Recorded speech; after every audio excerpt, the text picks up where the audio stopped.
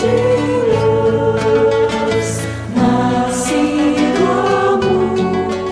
Então, no poema, chamado do poema Ode ao 2 de Julho, enaltecendo os heróis da Bahia que tombaram lutando para expulsar os portugueses, Castro Alves, enaltecendo os heróis assim se expressava. Assim se expressou. Vou ler o poema de Castro Alves, um dos poemas de Castro Alves, que na realidade é uma 10ª, né? Uma 8ª. Né?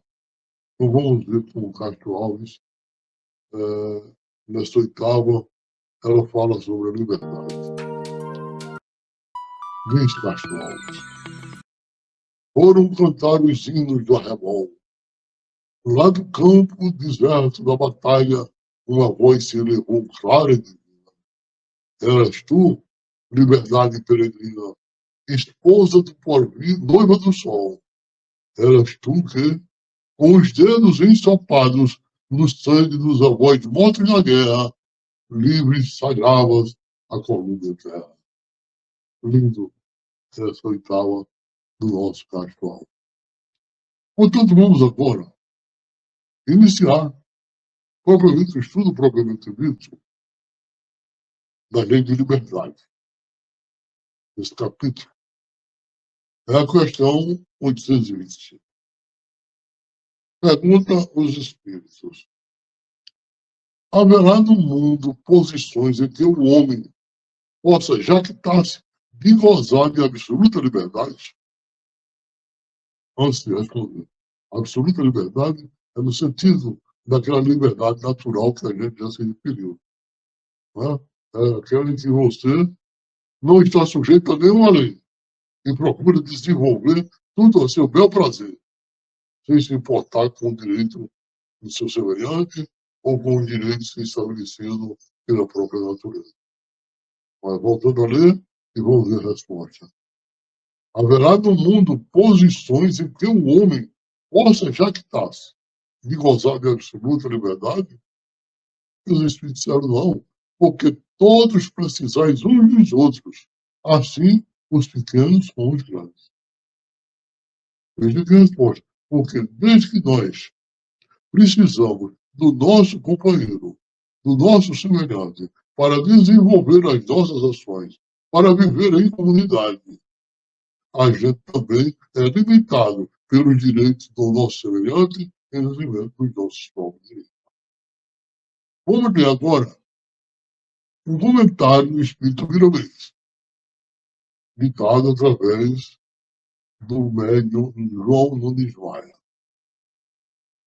Diz Miramês: liberdade é um ponto difícil entendimento na interpretação das leis naturais. O homem não pode ser livre do modo que pensa ser. Toda liberdade é relativa aos espíritos, de conformidade com a sua evolução espiritual. Ninguém pode glorificar-se ante os seus irmãos de ter plena liberdade, porque ninguém pode viver só. Uns precisam dos outros e todos precisam de Deus. Como desse modo poder ufanar-se de que se é livre, de que não se precisa dos irmãos quando se vive em conjunto? Todos nós temos uma liberdade natural, todos nós. Entretanto, juntamente com ela deve haver o respeito às criaturas, nossos irmãos e os nossos deveres para com ela. Ultrapassar os limites até onde podemos ir é violência aos que nos cercam, certo? E que nos ajudam a viver. Como podem os grandes viverem sem os pequenos? E os pequenos sem os grandes? Se todos fazem parte de um todo,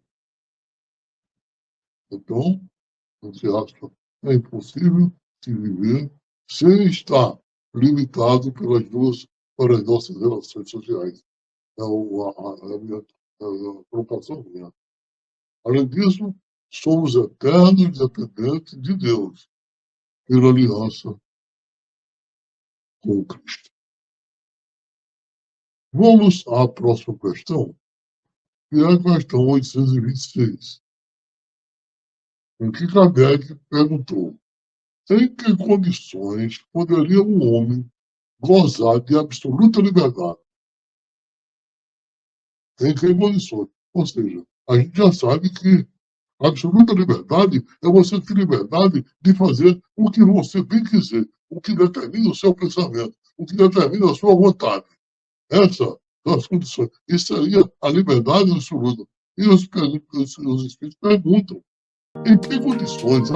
Será que existe alguma condição em que o homem poderia gozar dessa absoluta liberdade?